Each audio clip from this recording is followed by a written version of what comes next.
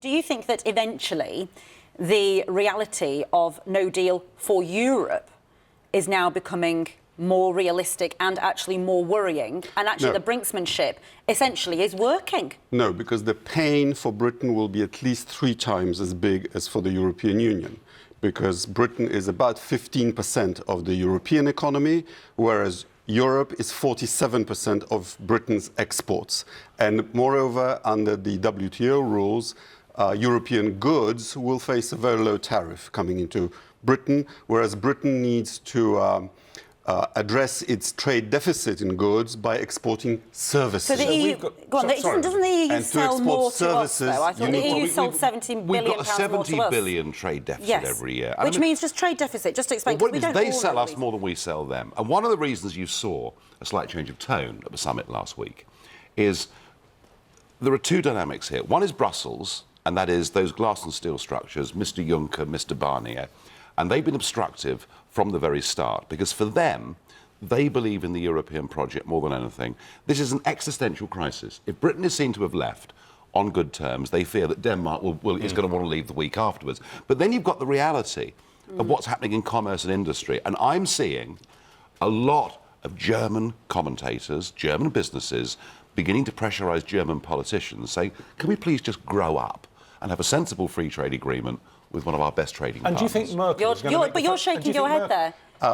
Well, because it is the member states that have instructed Mr Juncker and Mr Barnier to have a negotiating position that Britain is now being asked to fulfill.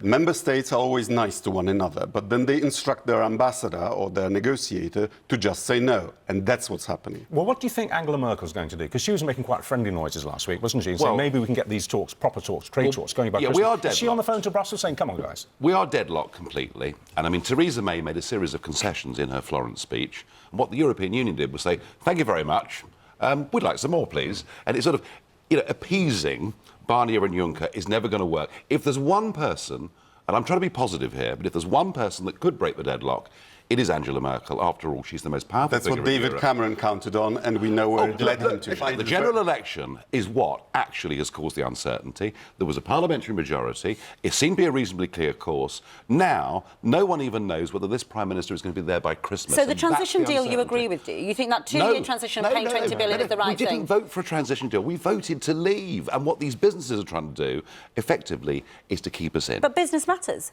But business matters to everybody, doesn't it? And we find it very odd that under the banner of free trade, Britain is leaving the biggest free trade area in the world. Well, that's a done deal. There's no point going on about that now. We are leaving. That is happening. Yes, you will. It's over. You will leave on in March 2019, and unless there is a transition deal, you will have difficulty on your borders. Now, do you think we could possibly get a transition deal, which I know you don't want? No, I don't. But that's what they're going for.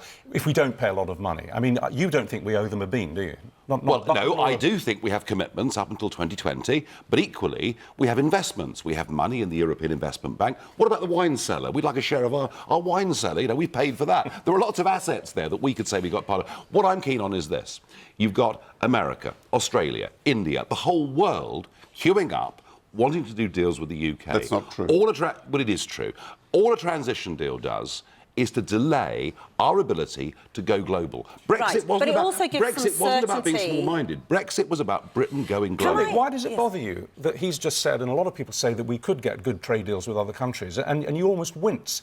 Because other countries have made it very clear that they cannot negotiate with Britain until Britain's status vis-à-vis the European Union is clear. Well, that's so why we've got to leave early exactly, and get going. That's why the transition deal is a disaster. If Britain is outside of the customs area, then Britain can negotiate those deals. But then you have a hard border in Ireland. But the impression I'm That's getting... a big problem. Well, let's come on to that separately. But the impression I'm getting from you is that you're part of a movement which maybe wants to see us suffer a bit, punish us a bit. No. What have we done to ourselves? Just like regaining control is the first preference for Britain. We understand that and respect that. For us, our first preference is to keep the European Union. And, Exactly. therefore, Britain cannot be seen to have a better deal as a non-member than Will you you do agree on that? as a member. Yeah, Membership is a privileged relationship. But can I just ask you something? I mean, It's a subservient relationship, which is why we voted Under to membership, leave. Yeah. you had a veto, you had a commissioner. No, we didn't have a You've veto. been an MEP, and you were able to veto some of the legislation that was in the European Parliament. Without membership, you will lose that. But do you think, I mean, I bumped into you at the Eurostar terminal, didn't I? We had a bit of a chat about it on Friday. But, everybody says the EU, the negotiators, they love an 11th hour deal. They love to take it right up to the wire. Do you ultimately believe that there will be a deal before March 2019? It's politely called a negotiation, but really Britain will have to adjust to the EU negotiating mandate. Because the EU's So we either adapt or we walk away. We either adapt to exactly what the EU wants or We've we had just enough of being leave. bullied for you people. Let's just That's go. pretty much what will happen. I mean, all we get is threats. Britain We get will it in be- Brussels. We're getting it from you. We've had enough. Outside the EU, Britain will become a rule taker without any voice in shaping those rules. We are going to become a sovereign, independent country, free of bureaucracy, corruption, and being held back globally, which is what the European Union has Nigel, done you to said us. that if you were running things, if you were Prime Minister, you would be saying and meaning a threat that if we don't get a deal quickly, we're walking. Anybody that has ever been in business knows that when you sit down for a negotiation, both sides are prepared to walk away unless terms can be agreed. The problem with Theresa May is while she says we're prepared for a no deal, you've got people like the Chancellor of the Exchequer and the Home Secretary saying that would be a disaster. And so part of this is our problem. We've got a Prime Minister leading a cabinet that is split down the middle. And what she needs to do is either sack all the leavers or sack all the remainers, and let's know where we are. To finish where we came in, do you think that she, behind the hands last week, she whispered 50 million?